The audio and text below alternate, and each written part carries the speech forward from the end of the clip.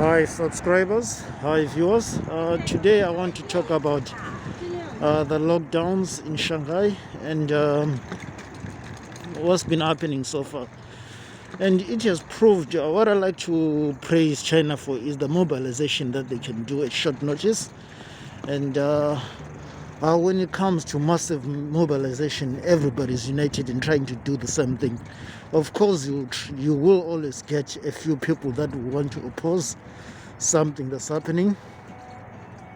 And I've been watching in the media recently, and there's been a lot of criticism about this lockdown and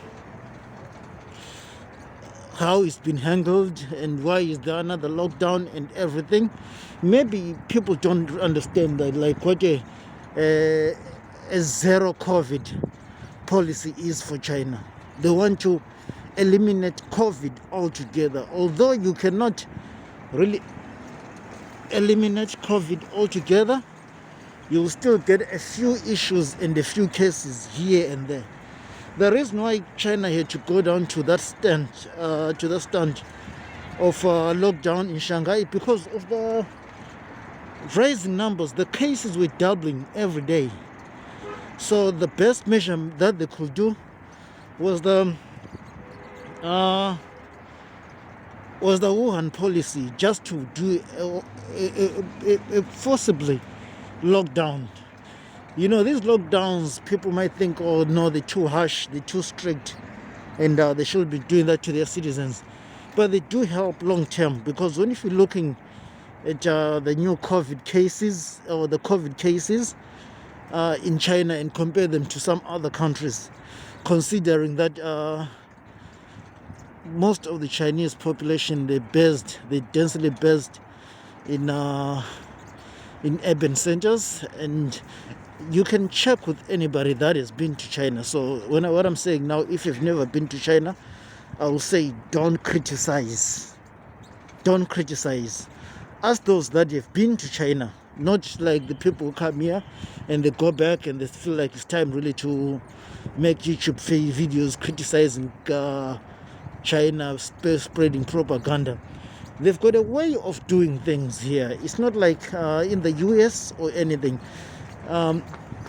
whereby you will never see anything good about any country at all if from the Western media about any other country which their governments don't agree with, or which their governments want to counter-attack, they want to oppose all the time, right? You always see the bad news, the negative news about such cases. You see a lot of videos like people being forcibly taken to quarantines. Yes, people are being forcibly taken to quarantines. I live in Beijing myself. This is the Beijing Riverside footpath that I'm actually cycling on, and I'm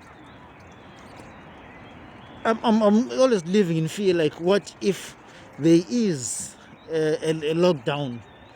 We've had some minor lockdowns, some district lockdowns around Beijing, which were not strict. But if the cases start start getting doubling cases and more cases, you get a strict lockdown. So I'm always prepared for that. And the Western media is trying to use those videos of people who have got COVID, or who have been diagnosed with COVID, refusing to go to quarantine, right? And to them, it don't make news when a police officer shoots down a black kid. You only see these things just as a matter of destruction, happening once in a while, when people are now fed up. Like, okay, a teen is shot today, another teen is shot, and it's always like people of color who are shot down by these police. You understand now? So in saying that, we have to look at the countries that are criticizing China mostly about the COVID lockdowns, the strictness and everything. How were their COVID responses? Were they any good? No, they were not good. Look at their economies. Their economies are collapsing. They are failing. And they want to use the same example to say, okay, China economy is going to collapse because of A, B, C, and D, because of their COVID lockdown policies. It's not healthy for the economy, right?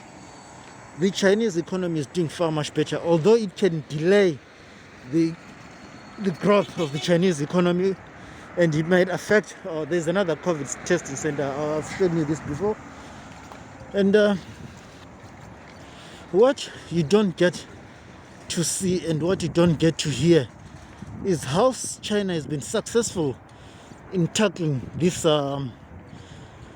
COVID. And with how it has been successful with their COVID lockdowns. You don't get to hear that. You will always get to hear the negative stuff. But if you see like if you see like for Wuhan, if there was no lockdown in Wuhan, what would have happened all over the world, and what would have happened in Wuhan? Remember the new strain that's happening in although the COVID strain, really the COVID-19 strain, it all, according to the media, started in China. And they're saying, I'm not confirming that, the Chinese government saying they didn't know where it started from. And mainly the US, Trump is the one who started spearheading, saying it started from China. Although it affected China quite a lot than any other country that had the infections. I think China, if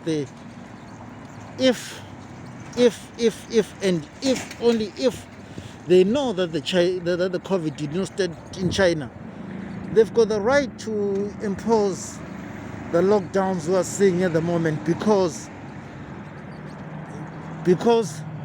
they know what happened in Wuhan. They don't want history to repeat itself, and we cannot always compare China to small countries. Look at China. China's got the biggest population in the world, and the figures you're getting about the new COVID cases, these are a serious thing. But compared to when you're doing population ratio with other countries, you will see that these are not really scary figures, and the Chinese response is really capping. What I'll say is, it can happen for the cases, not what I'll say. The cases of COVID, when it happens, they increase quite a lot. They double in just a few days, but the reduction as well, they start reducing in a few days during the lockdowns. And I was listening to one economist saying China is ahead when it comes to dealing with COVID, and Chinese economy is doing far much better than any other countries that have got relaxed COVID prevention measures. So I'd like to thank you. Please subscribe to the channel. Thank you for watching, and leave a comment if you have to, and don't forget to click on like, because to help with the algorithm. It's been a 2 days holiday, and what I'm trying to do now, just get back to the gym and get fit and start working. Remember, we're working on a new business project. It's called The Crazy Idea of Starting a Business During a Global Recession.